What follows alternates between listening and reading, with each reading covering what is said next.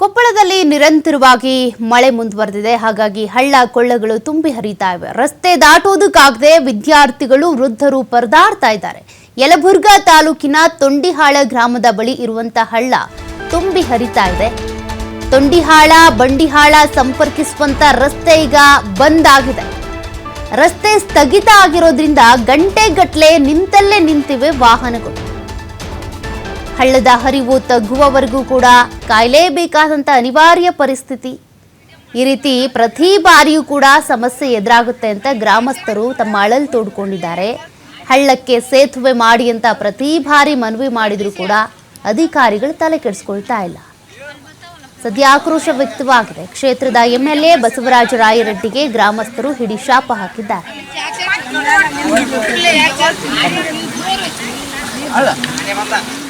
ಎಷ್ಟು ಬಂದ್ ಹೊತ್ತಿಗೆ ಎಷ್ಟು ಹೇಳ್ಬೇಕು.